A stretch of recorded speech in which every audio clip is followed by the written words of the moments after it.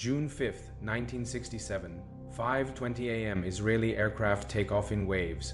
Within 3 hours, they destroy the entire Egyptian Air Force, over 300 aircraft eliminated, most before they even take off. By June 10th, 6 days later, Israel controls the Sinai Peninsula, the Gaza Strip, the West Bank, the Golan Heights, and East Jerusalem.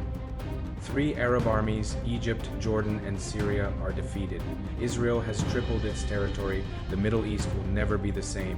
This is the Six-Day War, the conflict that created the modern Israeli-Palestinian situation and set the stage for every Middle East crisis since the buildup. May 1967. Egyptian President Gamal Abdel Nasser is under pressure. He's the leader of pan-Arab nationalism, but he's not delivering results. Syria claims Israel is massing troops on their border. It's not true, but Nasser needs to show Arab solidarity. He moves Egyptian troops into the Sinai Peninsula and demands that peacekeepers leave. Then he closes the Straits of Tiran to Israeli shipping. Israel considers this an act of war. The Straits are Israel's only access to the Red Sea. Jordan and Syria join a military alliance with Egypt. Iraq sends troops. Arab radio broadcasts promise to destroy Israel. Israeli intelligence knows what's coming. Arab armies are mobilizing. The question isn't if war will happen, it's when. Israeli Prime Minister Levi Eshkol and Defense Minister Moshe Dayan make a decision. Strike first, strike hard, win quickly. Israel is surrounded by enemies with larger armies. A defensive war means fighting on multiple fronts. An offensive war means choosing where to fight. On June 5th at dawn, Israel launches Operation Focus. The air war Operation Focus is the most successful air campaign in military history.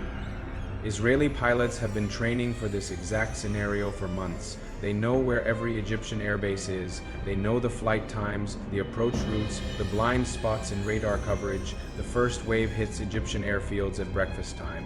Pilots and ground crews are eating. Aircraft are parked in neat rows, easy targets.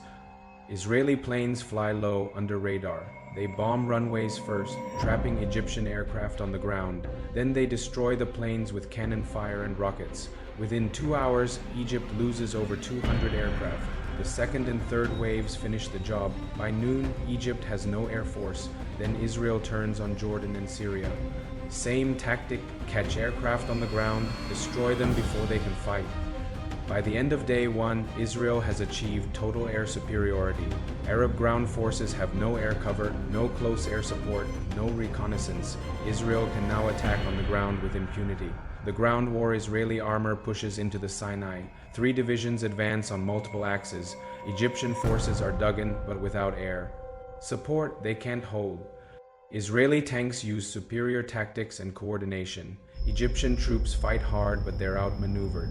Within 3 days, Israeli forces reach the Suez Canal. Egyptian casualties are catastrophic. Thousands of soldiers die in the desert. Nasser orders a retreat. It turns into a rout. Meanwhile, Jordan makes a fatal mistake. King Hussein believes Egyptian reports that they're winning. He doesn't know Egypt's air force is destroyed. Jordan attacks West Jerusalem with artillery.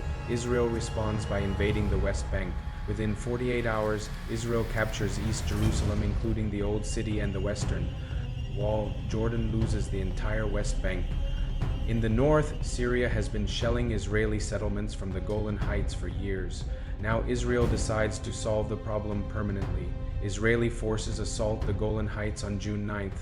It's the toughest fighting of the war. Syrian positions are heavily fortified on high ground, but Israeli troops push through. By June 10th, Israel controls the Golan Heights. Syria, Egypt, and Jordan all accept a ceasefire. 6 days, 3 enemies defeated. Israel's territory tripled. The aftermath, the immediate result is clear. Israel is the dominant military power in the Middle East. The Arab armies that threaten to destroy Israel are shattered, but the long-term consequences are more complicated. Israel now occupies the West Bank and Gaza, home to over 1 million Palestinians. These territories create a political problem that still exists today. Resolution 242 calls for Israel to withdraw from occupied territories in exchange for peace. Israel withdraws from Sinai in 1982 as part of a peace deal with Egypt, but the West Bank, Gaza, and Golan Heights remain contested. The Palestinian issue becomes central to Middle East politics. The occupation radicalizes Palestinian resistance. Armed groups emerge. Terrorism increases. For Arab states, the defeat is humiliating. Egypt and Syria will try to reverse the results in the Yom Kippur War of 1973. They fail again. The Six-Day War proves that Arab conventional armies cannot defeat Israel.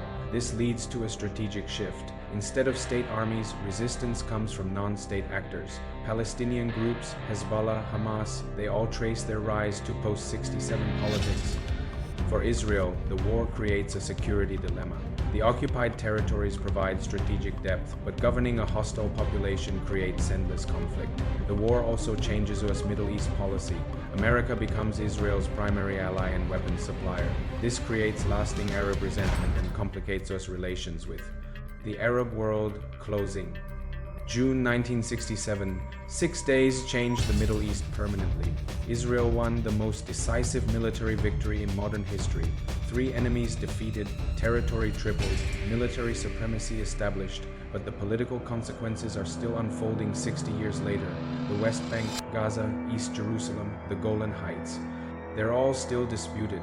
The Israeli-Palestinian conflict remains unsolved. The Six-Day War proved that military victory doesn't guarantee political solutions. Israel won every battle, but the conflict continues. Sometimes winning the war is the easy part. It's the aftermath that lasts generations. Subscribe to Sword and Pen, where military might meets political power.